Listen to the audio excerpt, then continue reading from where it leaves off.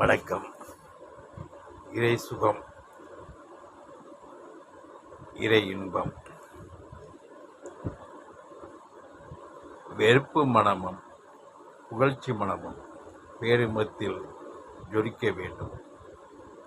அவர்களும் இன்பமாக இருக்க வேண்டும். இந்த புகழ்ச்சி மனம் என்பது தன்னையே புரிந்து கொண்டே இருக்கும். இந்த புகழ்ச்சி மனத்துக்கு பரிணாம வளர்ச்சி இருக்காது, பக்குவப்படாது.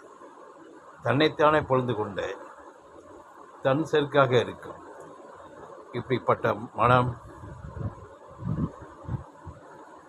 உள்ள ஆன்மாக்கள் பேரின்ப நிலையை உணர்வது கொஞ்சம் தொலைதூரமாக இருக்க அவர்கள் ஒதுங்கிக் கொள்கிறார்கள். அந்த வெறுப்பு உணர்வு உள்ள மனமும் ஆன்மாவும் பிறரை நேசிப்பதில்லை.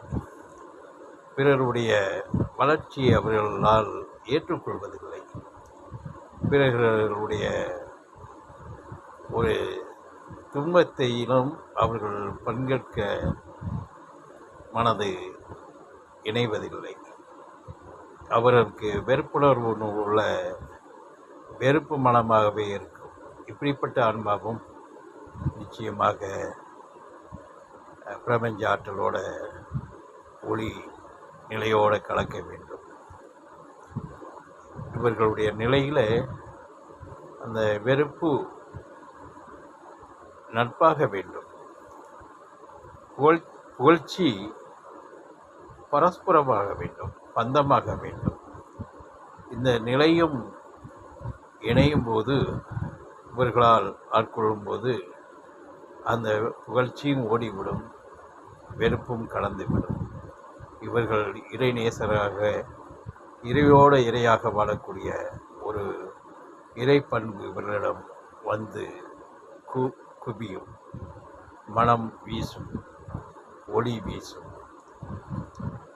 அதனால் புகழ்ச்சியும் வேண்டாம், வெறுப்பும் வேண்டாம். எல்லாமே கடந்து போகக்கூடியது. இதில் என்ன புகழ்ச்சி இருக்குது? தன் புகழ்ச்சி ஒருநிலைப்படுத்தாது. தன் வெறுப்பு பிறரை விட்டு ஒதுங்க வைக்கும்.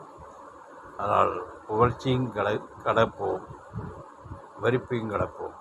இறை பிரபஞ்சமாக இணைந்திருந்து ஆன்மாவை பரிசுத்தமாக ஒளிமயமாக்கி